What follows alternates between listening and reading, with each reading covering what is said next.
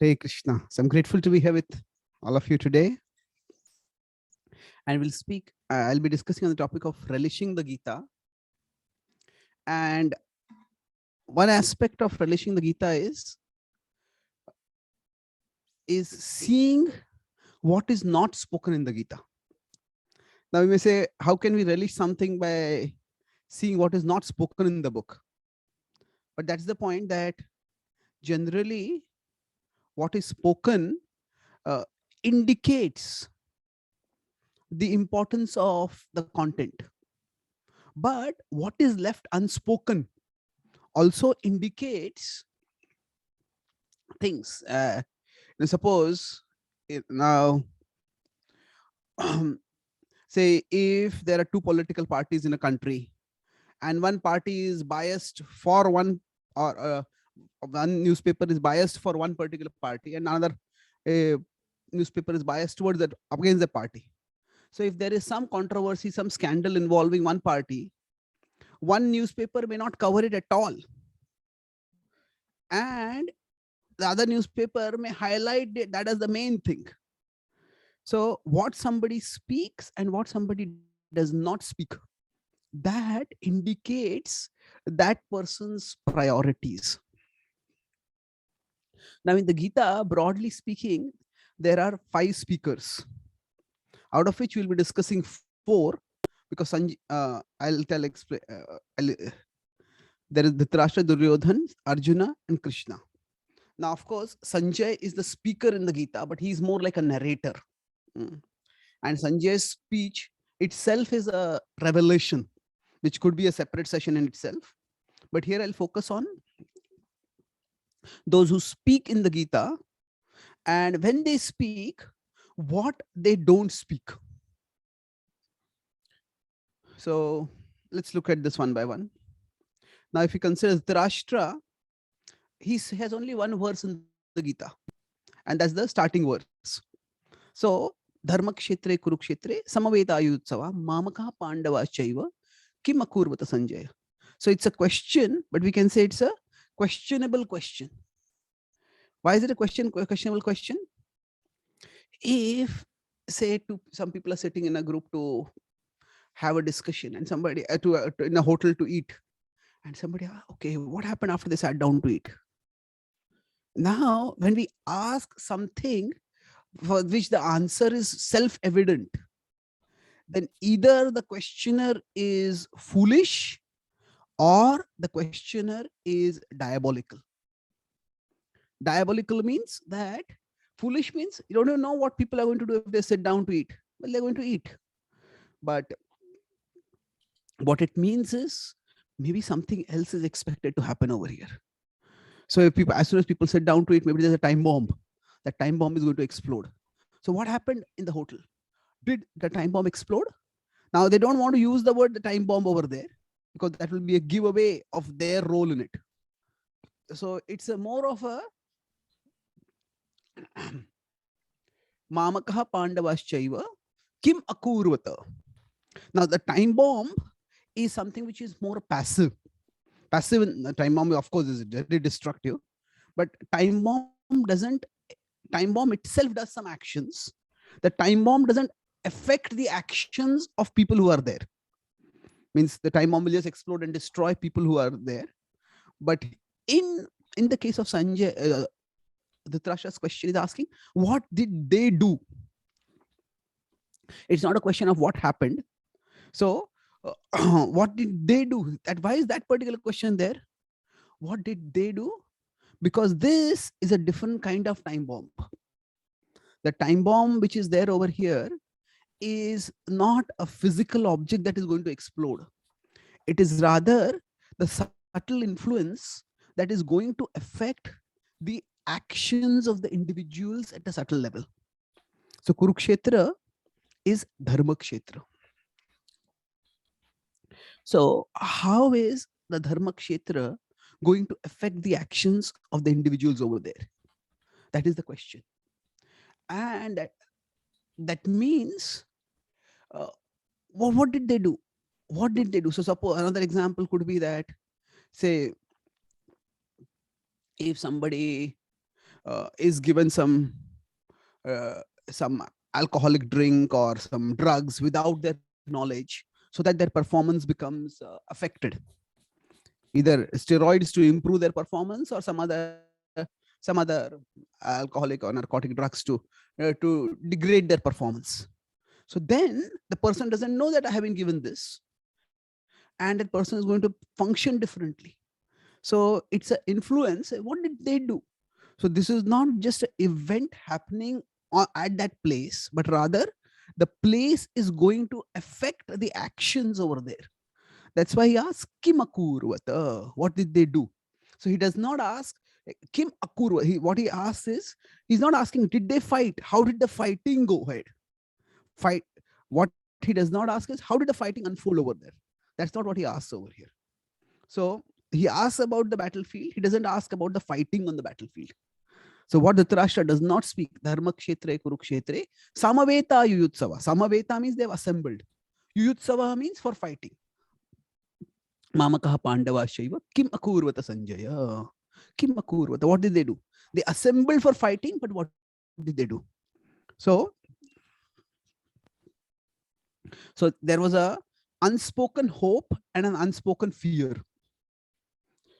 He was hoping that maybe this will affect Dharmaraj.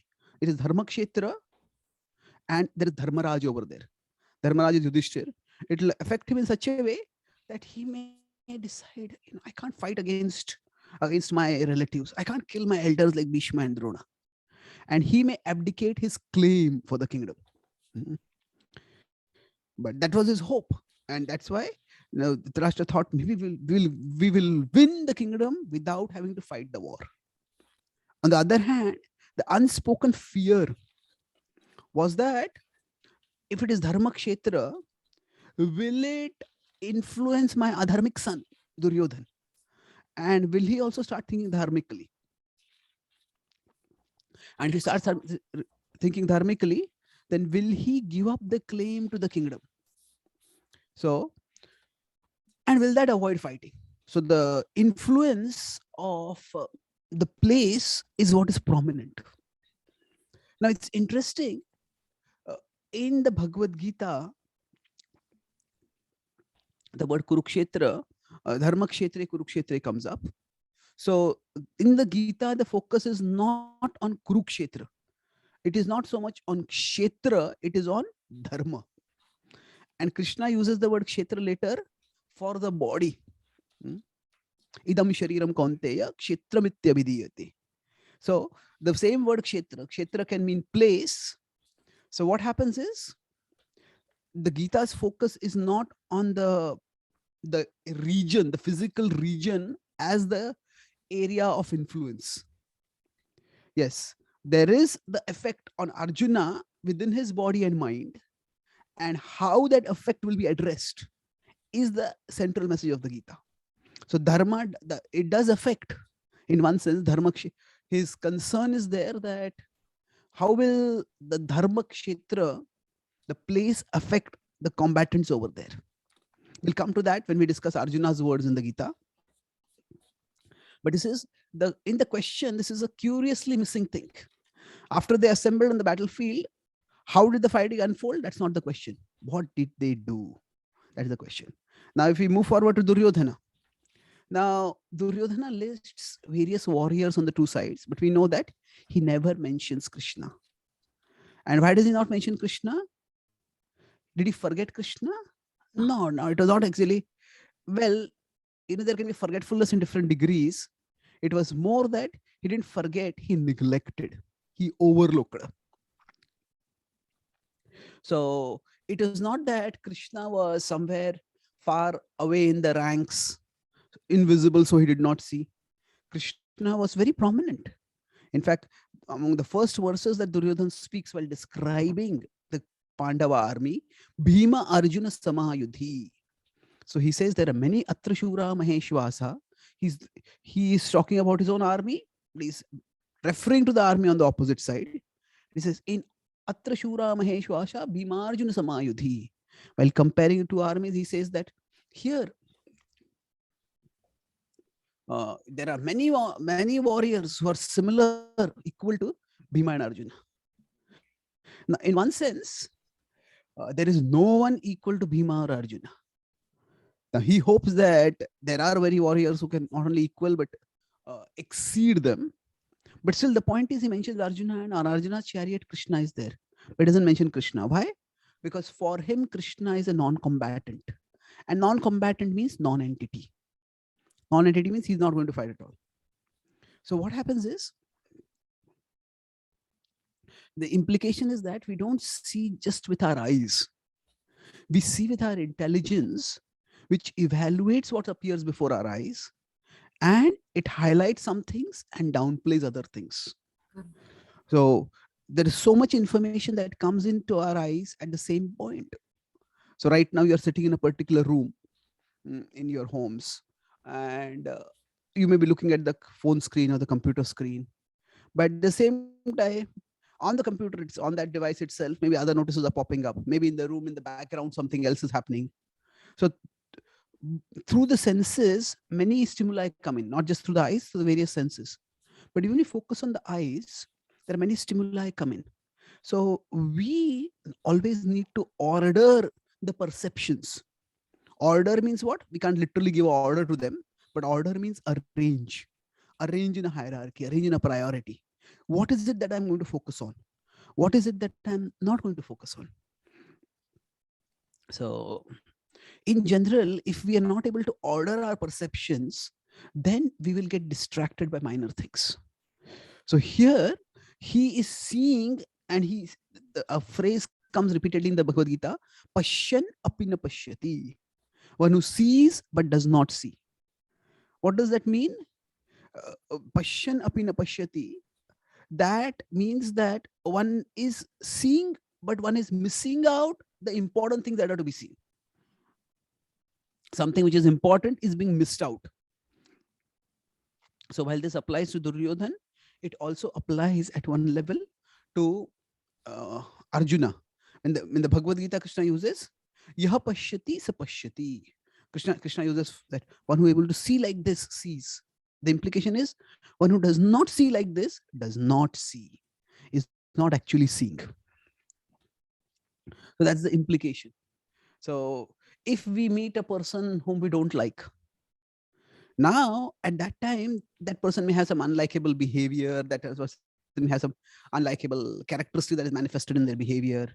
There may have some unlikable connections because of which we have those negative emotions toward them.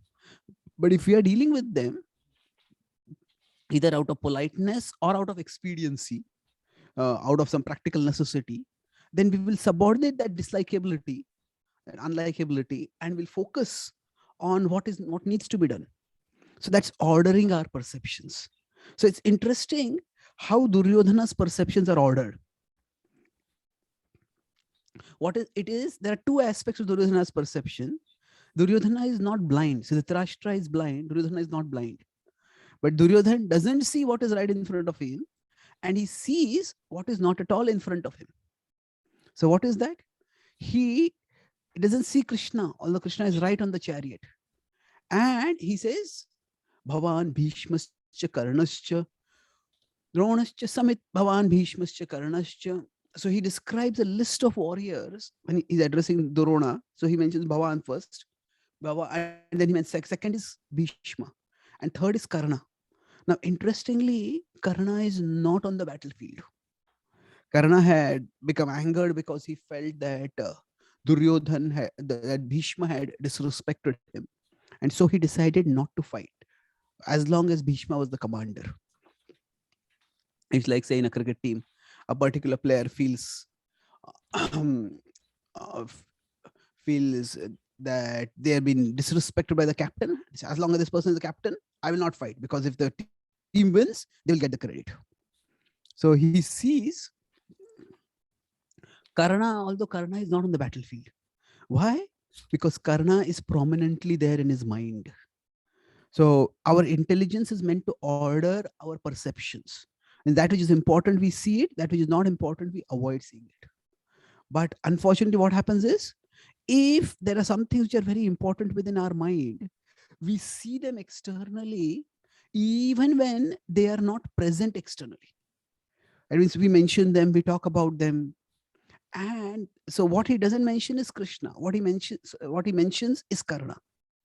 And this indicates his his mentality. Now, what is his mentality overall? It's okay. He mentions one factor and doesn't mention another factor. Can we mute everyone, please? So, so actually, here we could say, broadly speaking, Karna represents material strength, and Krishna represents spiritual strength.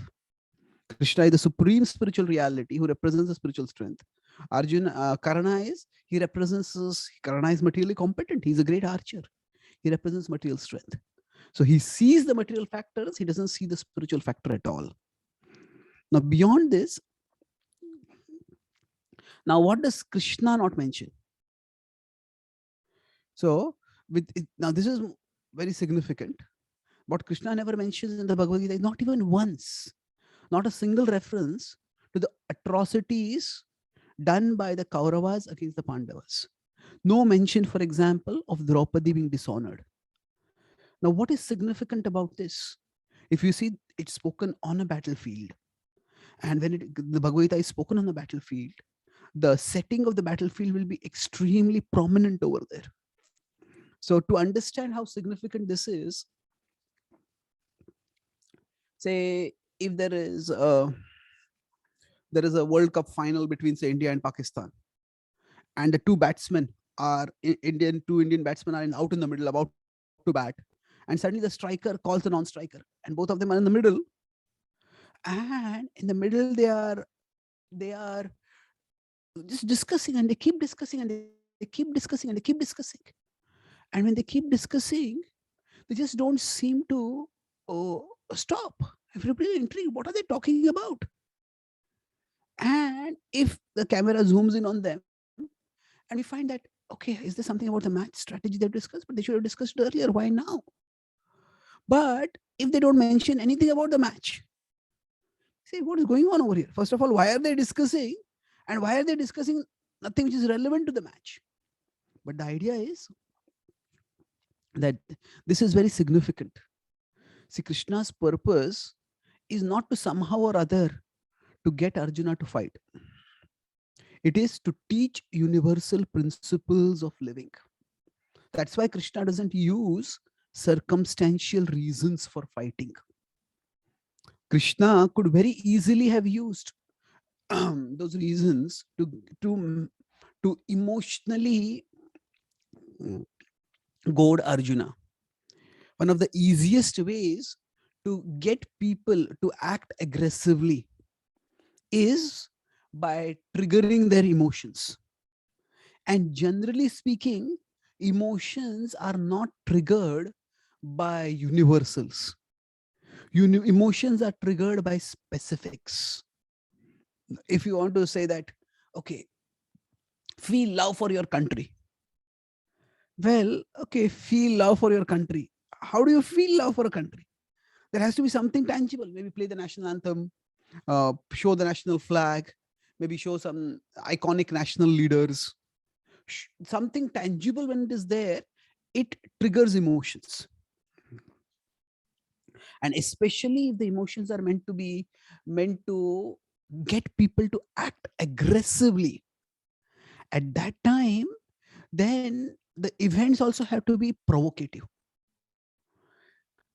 There is a lot of fear among people, that especially among Western people, when they study the Bhagavad Gita, that why is God calling a peace-loving person who wants to avoid fighting to fight? So they fear that, is the Gita a book for violence? And especially a lot of fear of religious extremism and violence in the name of religion. So naturally the question comes, is the Gita goading people to fight in the name of religion? And if that were the case, then why does Krishna not use the circumstantial reasons for fighting. The long cut way means what? A very easy way to get, if Krishna's purpose was to get someone to fight, get Arjuna to fight, the easiest way is to trigger their emotions.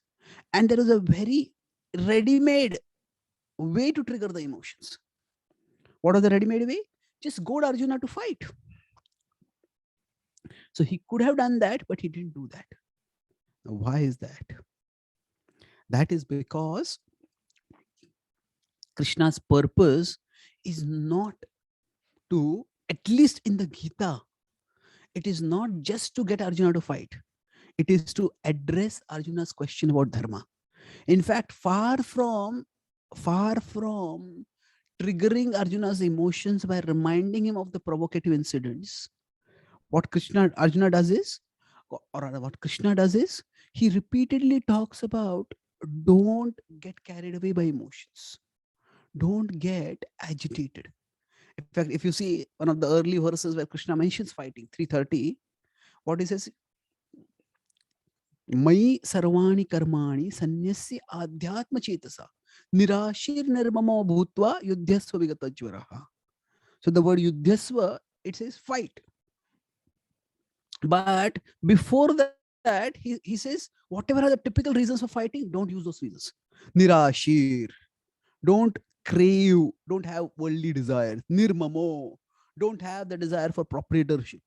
Then sanyasya adhyatma chetasa, be renounced, be spiritually minded.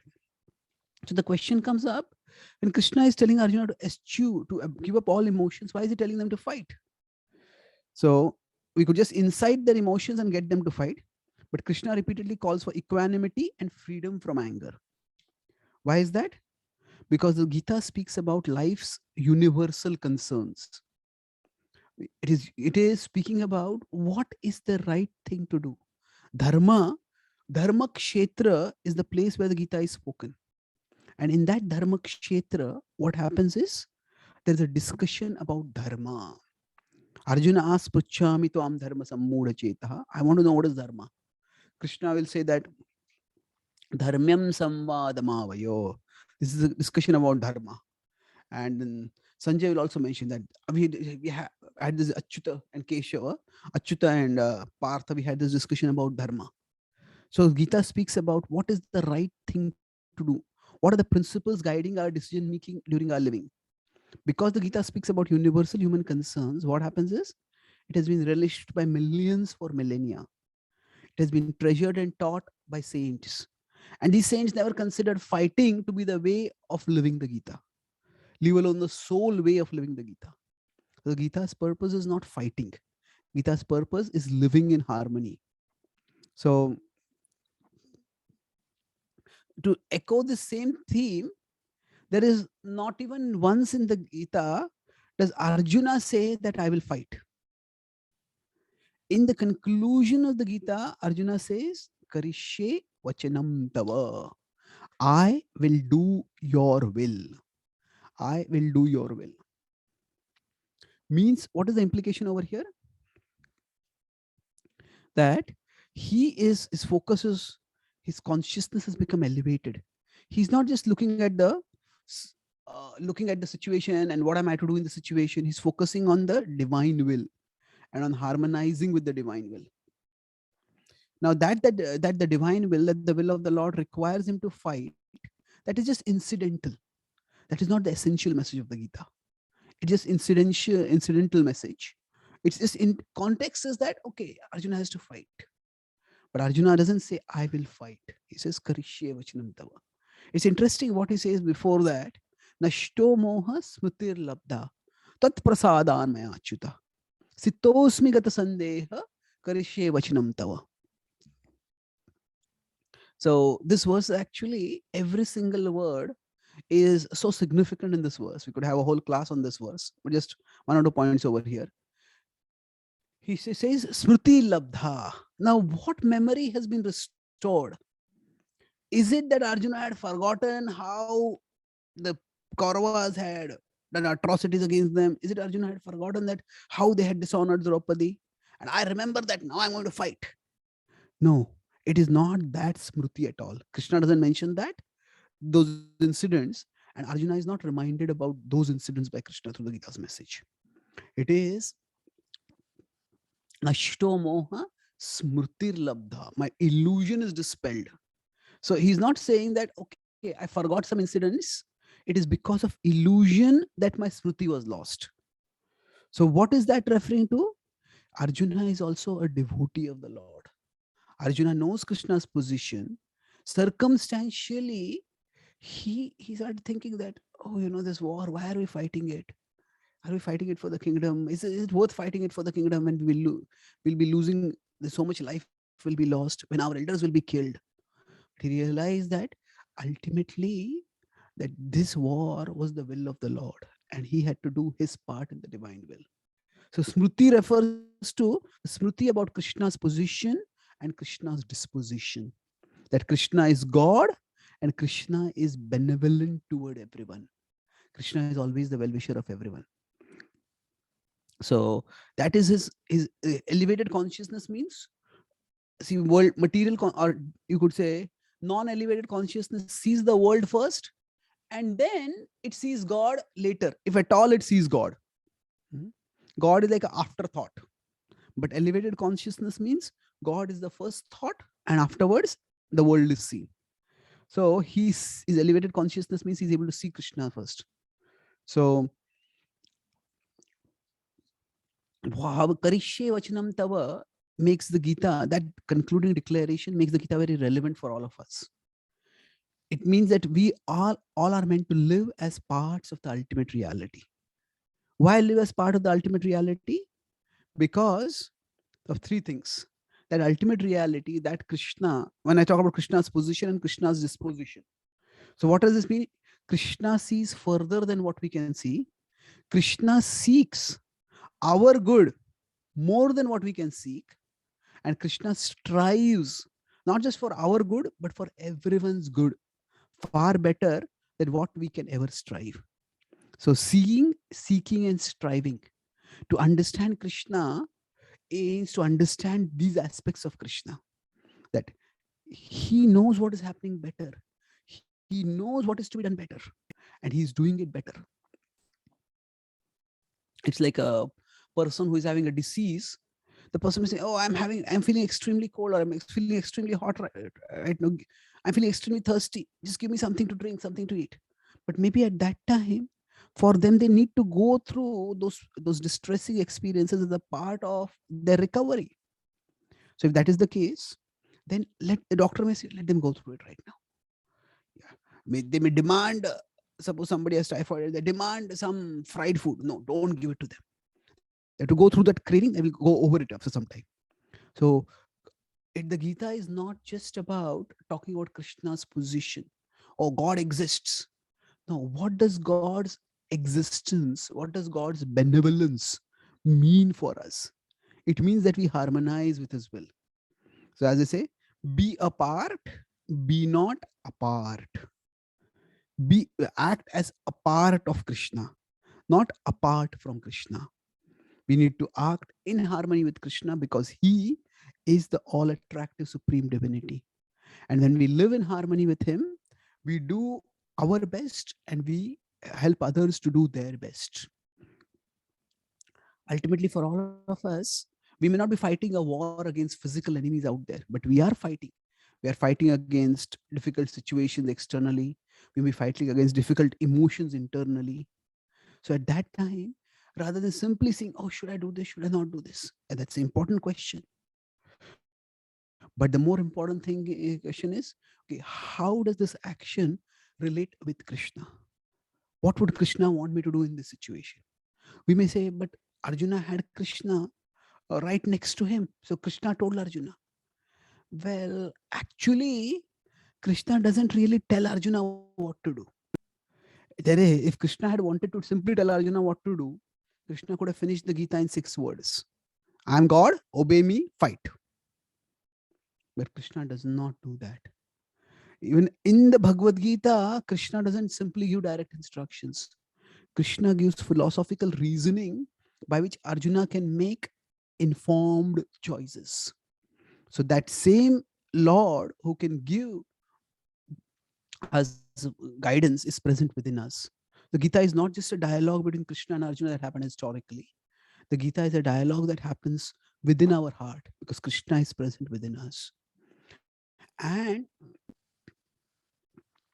in our discussions, in our situations, how are we like? Are we like Dhritarashtra? Are we just functioning and okay, we are looking at the circumstances, and Dhritarashtra is, in one sense, his question about the influence of the place, dharma. That means, in some ways, Dhritarashtra's consciousness is slightly more evolved than Arjuna's. Sorry, then not Arjuna, sorry, Duryodhana's. Because Duryodhana is simply thinking of material factors. Oh, my army is bigger than army. Dhritarashtra is thinking, oh, there are forces beyond human forces, and they are going to influence. So he's seeing that, but he's not seeing Krishna. He's only saying, oh, this Kshetra is very influential. Actually, Dhritarashtra had also been shown Krishna's universal form.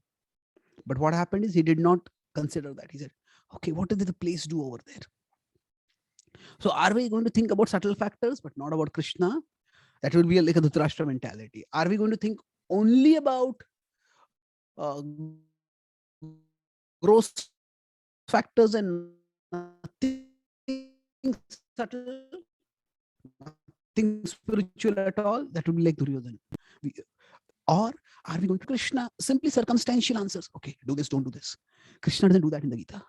Krishna will give us insights, but Krishna will give us broader guidance. Based on that, we can make specific decisions. So in general, each of these characters in the Gita can echo voices within us. Krishna is present within us. Arjuna is present within us, in the sense that those particular dispositions are present within us. Krishna is, as the divine is present within us. We could be like Duryodhan, we could be like Dhritarashtra, we could be like Arjuna. Who will we choose to be like? Which part of us will we focus on? Which questions will we ask? What will we highlight? So Arjuna starts by asking, Prichhami tvam dharma sammudha cheta. So in one sense, the Dhritarashtra's question is more informational. It's an informational inquiry. Okay, what happened over there? What did they do? Duryodhana's question is, Duryodhana doesn't ask a question actually. Duryodhana's statements are more like an informational declaration. This is like this is like this. But he is not, he is missing out something important. In fact, both of them are missing out something important. Arjuna's question, it's interesting, even when Arjuna lists the various, he says, who all are there on both sides? Even Arjuna does not mention Krishna. Now, he doesn't mention Krishna, but he turns toward Krishna. Arjuna is also circumstantially overwhelmed, but he turns toward Krishna and he asks Krishna the question, I want to know what is dharma. Prichhami tvam dharma sammudha cheta. So what is the right thing to do in this situation? But he does not say, my dharma at Kurukshetra. He says, what is my dharma? And then Krishna gives elaborate guidance.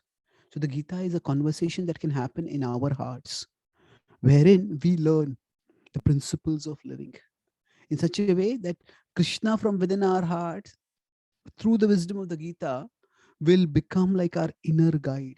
It'll become, the Gita can become like our inner compass and help us to find our path, our choice, make healthy choices amidst life's many different and difficult circumstances. So I'll summarize what I spoke today. Broadly spoke on 4 points based on the 4 speakers in the Gita, that what somebody does not speak reflects what is important and what is not important. So in the Gita's context, the 4 speakers, what they don't speak reveals significant aspects of their mentality.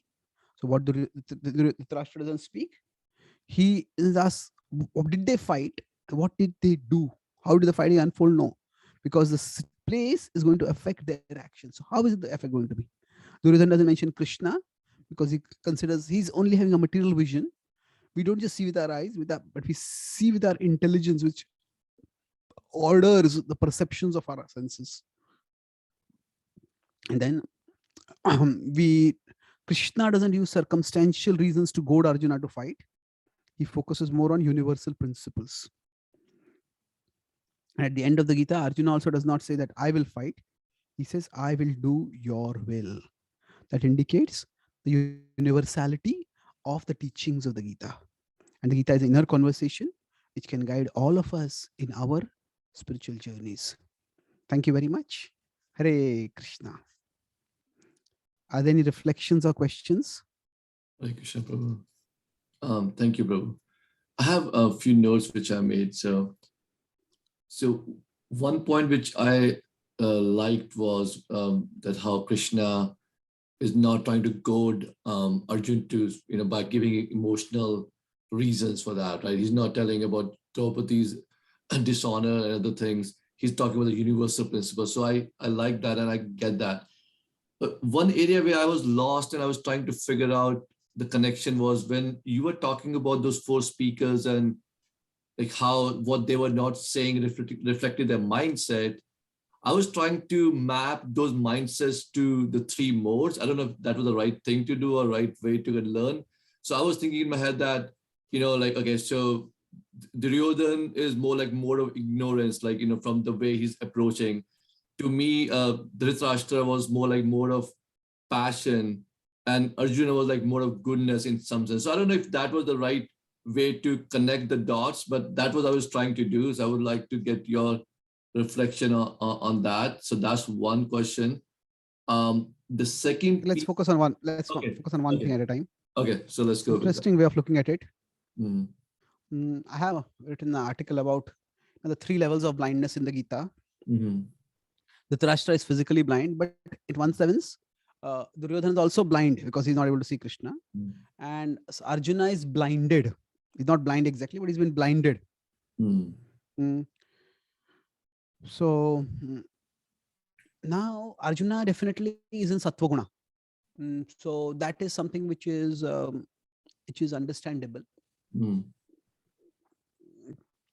Here, the Bhagavad Gita's message is that how to rise from Sattva to Shuddha Sattva. Prabhupada also says in the first chapter that Arjuna is deliberating before deciding. And he's thinking about the consequences of his actions. And that is typical of the mode of goodness. So now, having said that, which among Duryodhana and Dhritarashtra, who is in Rajas and who is in Tamas, that would be a little difficult, whether I am not sure how we can correlate that. Generally, Tamas is associated with inactivity and passivity. And Rajas is associated with, you could say, impulsive or emotion-driven or passion-driven activity.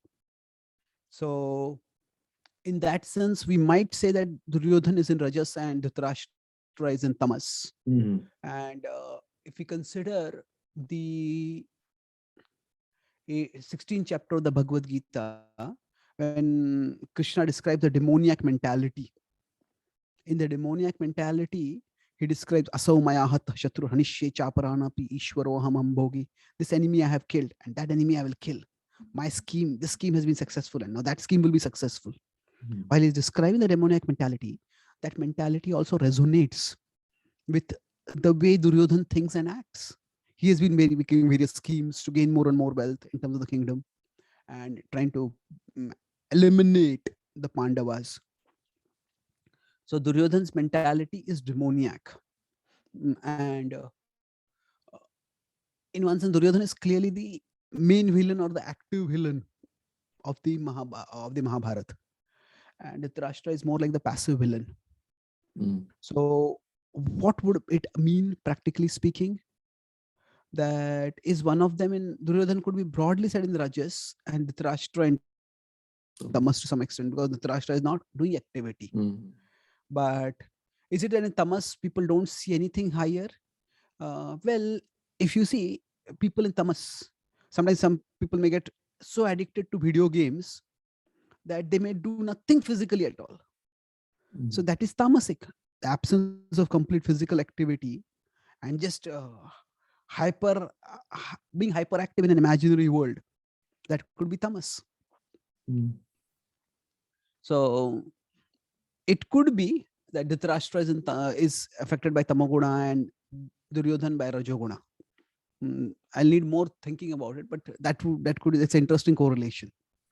Yeah, because I was a little confused because you when you mentioned that Dhritarashtra showed like a little more elevated consciousness. Yeah, that's why I mentioned that. Yeah. That's why I mentioned that point, Yeah. that just because somebody is able to see subtler Yeah. things Mm. doesn't necessarily mean that their vision is elevated. Mm. It's like some people may feel there's a ghost over here, Mm. and now maybe there is a ghost, but there's not a ghost. A person Rajoguna, they sees a house. Okay, how much is the cost of this house? How can we buy it? Or how can we? Who is staying over here? How can we overpower them? Do we have enough power strength to overpower them? Mm. Well, okay, that is Rajasic mentality. So, oh, is there a ghost in this house? Is this ghost going to influence us? So, is that sattvic? Is that tamasic? Well, it depends. If there is no ghost and somebody simply imagining problems, that would be tamasic. Mm. But if there is something actually there and one is neglecting it because one is perceiving only gross realities, Mm. so then it would be, you could say it is sattvic. So in one sense, seeing that, thinking of the influence of that which is not visible, that which is not perceivable through the senses. Oh, what does that refer to? It's, if you see, in one sense, we say seeing is not believing. Hmm? But actually speaking, seeing is essential for living. Pratyaksha praman, sometimes we sometimes we mock it or minimize it. No, pratyaksha is vital for functioning in the world. And a person who can't see what is right in front of their eyes, we usually consider that person uh, to be not mentally stable. If a person starts having hallucinations or something like that, we say that person is not mentally stable. It's something tamasic. So if somebody is not seeing what is there to be seen, then why is that happening? In Rajoguna, one sees with one's senses, and in one sense, one sees only with the senses, Mm. or one may see, okay, the future sense objects, future what I'll get in terms of sense gratification a little bit. But when we are seeing beyond the senses, that could be because of tamoguna, our mind's imagination going wild, Mm. Mm. or it could be because of sattva, where one's intelligence is elevated and one can see. Mm. So if suddenly if I enter into a house and suddenly a window seems to knocked, it opens or it closes. Now that could be because there are some ghostly beings over there. That could be just because the window is not latched properly, the latches are not working, and the place is a windy place. So based on our sensory perception, the inference that we draw, that will indicate whether one is sattvic or one is tamasic. So throughout the Kurukshetra battlefield, as far as I have read in the Mahabharata, there is no mention that the place affected the mindset of people. There is no mention that Arjuna, he had hesitation to fight because he was in Dharma Kshetra Kurukshetra. Arjuna's hesitation to fight came when it arose when he came in the middle of the battlefield, and then he saw the Kauravas, especially Bhishma, Drona, Pramukhataha. So now, did that urge to come in the middle of the battlefield arise because he was in the Dharma Kshetra? Maybe, but the Mahabharata and the Bhagavad Gita mentioned that. So if we look from the overall perspective, at least with respect to the Gita, there is no future mention of Dharma Kshetra as being uh, a significant factor either in the speaking of the Gita or in the events that happened in the subsequent battle. So the Dharma is significant, not the Kshetra. There is Mm. a discussion about Dharma, and that discussion happens on a particular place that is incidental. You could say there is some transcendental reason for it, but in one sense, what Dhritarashtra was afraid of is tamasic, because he was not concerned that Krishna is present on the battlefield. He he was concerned, oh, what is this particular place going to influence? How is the place going to influence? So the Yes. normal Rajasic mentality is to not consider God as a factor unless God is going to grant something tangible materially.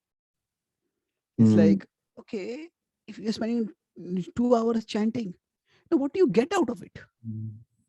So so Rajasic mentality. So that's why Duryodhan would have more Rajasic mentality, Mm. and the Dhrashtas would be a little more Tamasic.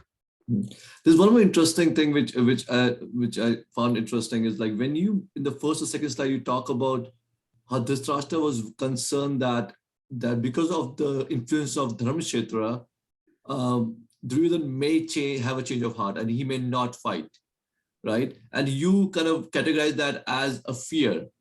I was thinking like maybe I was thinking like more like a hope because then at least Dhritarashtra will think that if he doesn't fight, then he will not die, and then he will have his son back that way. But so that was something interesting which you said, for me. Okay, that is there.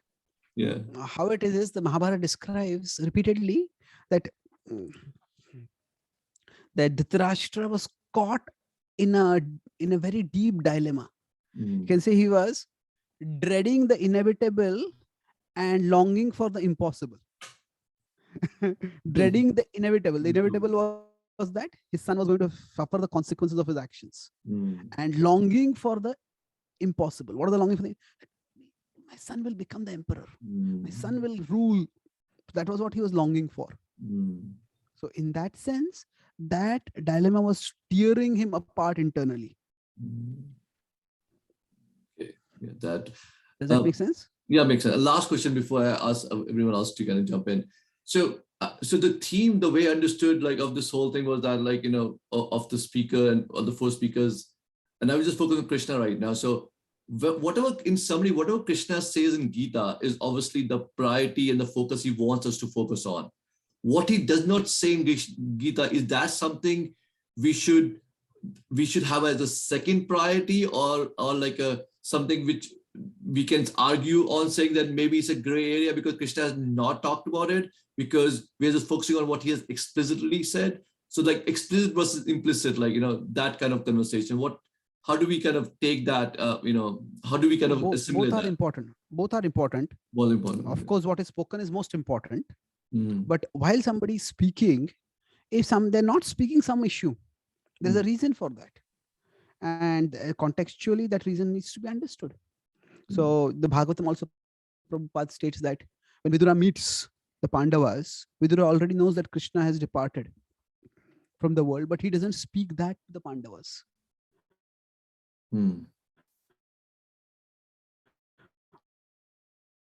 Why? Because his focus over there is on disentangling the Dhritarashtra. And that will overwhelm Yudhishthir, and then Sudura will have to spend time here to disentangle my brother. So he focuses on that.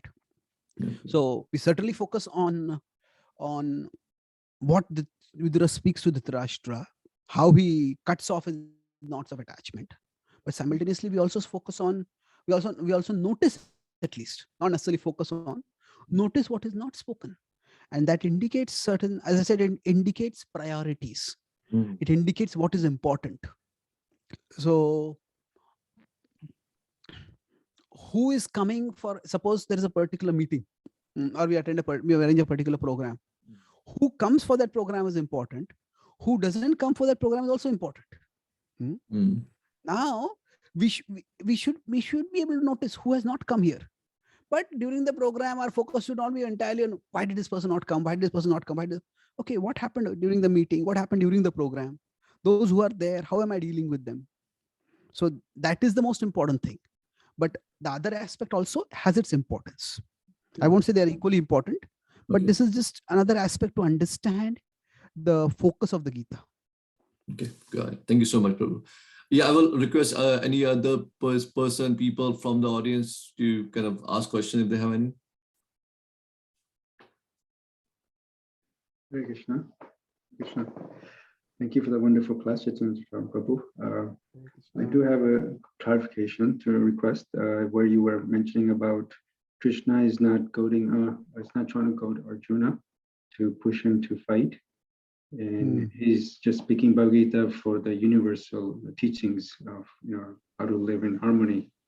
So I was just looking at Bhagavad Gita, and then Krishna is mentioning on verse 2:18 when Arjuna is dropping his Gandiva bow, and then Krishna is trying to get him up again, and where he says, explains the soul and body, and his translation goes, material body of the indestructible, immeasurable, and eternal living entity is sure to come to an end.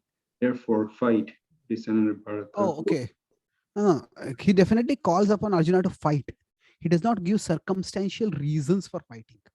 The difference between the call to fight and why to fight. So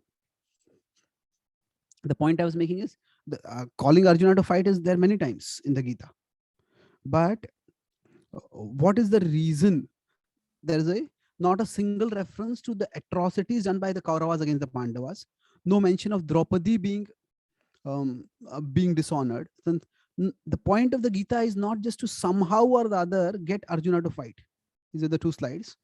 What I specifically said is no reference to the atrocities, no reference to Draupadi being dishonored. And then it is not to somehow or the other get Arjuna to fight. If his purpose was simply to get Arjuna to fight, then he could have just easily said, okay, just remember how they dishonored Draupadi. And even an ordinary person, if they hear about how their family members have been dishonored, they'll get angry. But Krishna doesn't go on that route. Yes, it is. I'm not saying that Krishna doesn't tell Arjuna to fight. Of course, in that context, Krishna does want Arjuna to fight. But what reasoning does he use for getting Arjuna to fight?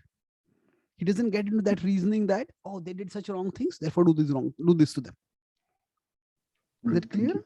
Yes, that's expensive. Thank you. Thank you.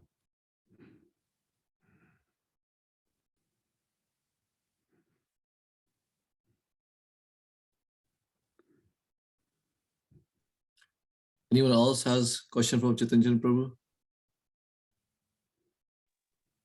Hare Krishna Prabhuji.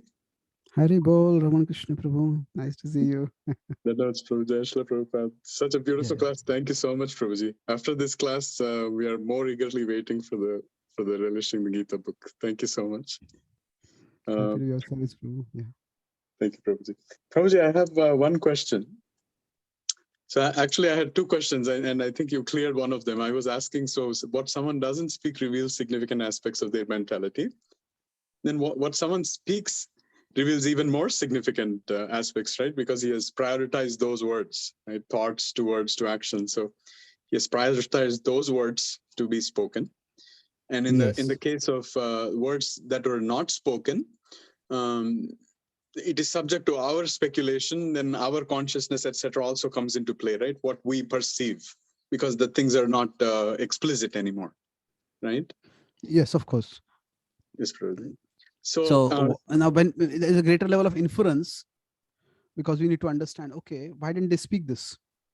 So inference is definitely more. I agree with you on that point. Right. But then even when we hear something,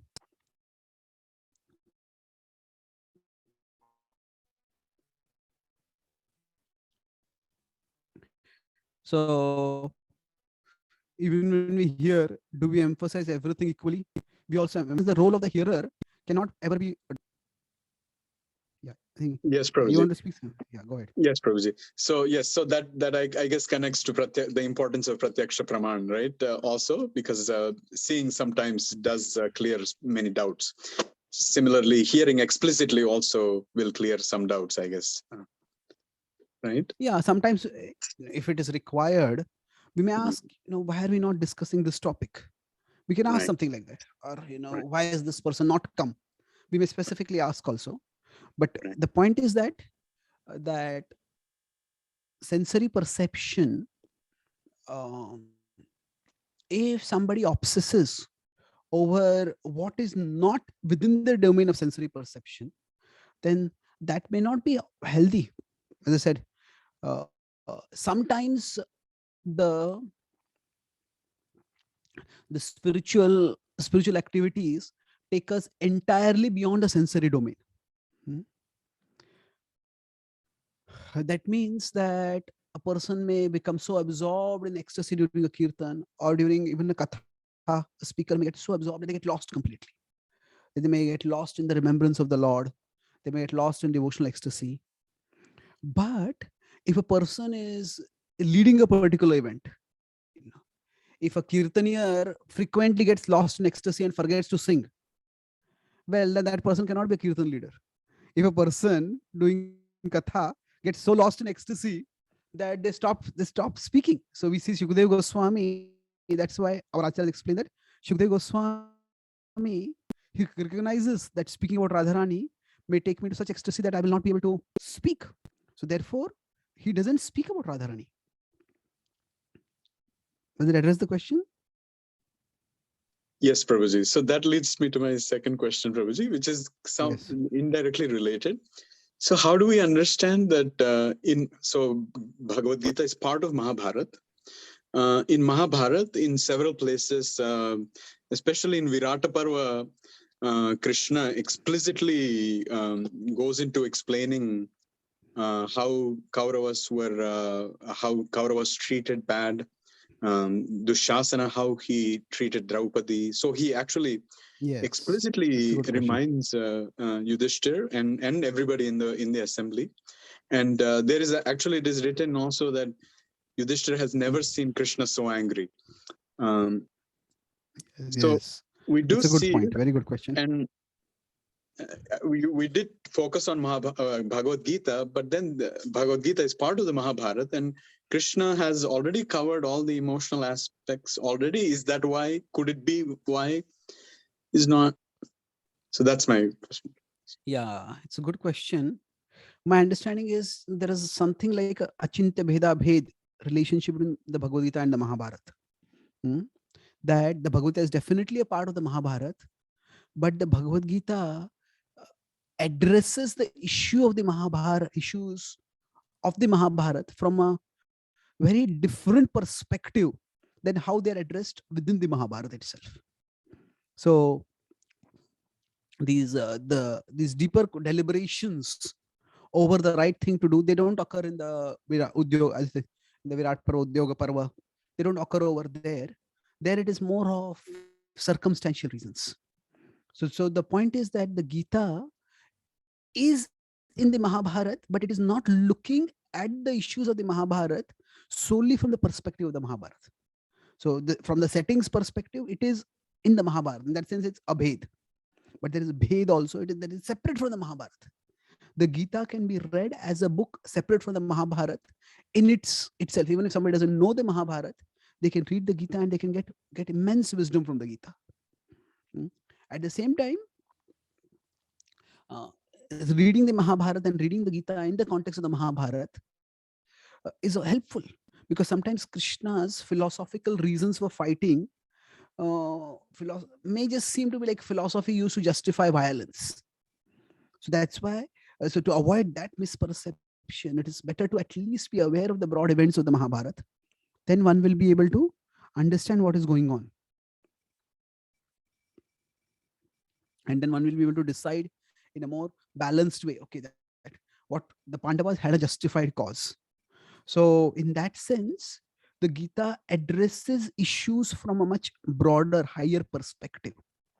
And that's why there Krishna doesn't mention circumstantial reasons. In fact, after the Gita is spoken, later on also Krishna does mention the circumstantial reasons, especially in the 17th day when he has to when he's getting Arjuna to fight against Karna. At that time, Krishna mentions about what all has been done and how he should remember that. So the point is that sometimes the same issue can be addressed from different perspectives at different times. And the Gita addresses the issue of fighting from more a philosophical, ethical perspective, not so much like a circumstantial ethical perspective.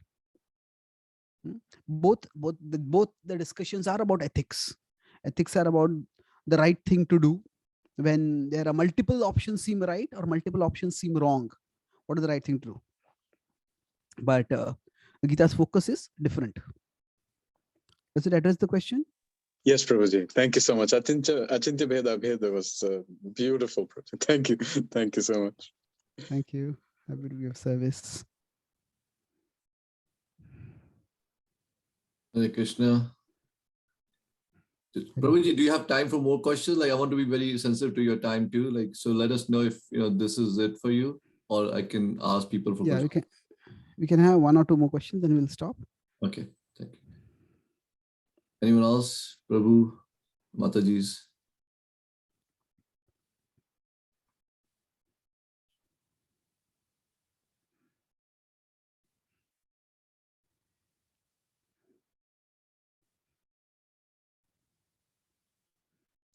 Gorkar Prabhu, are you there? I don't want to put you on the spot, but I guess I'll put you on the spot. Do you have any question? I'm hearing, Prabhu. I don't have any questions. Okay.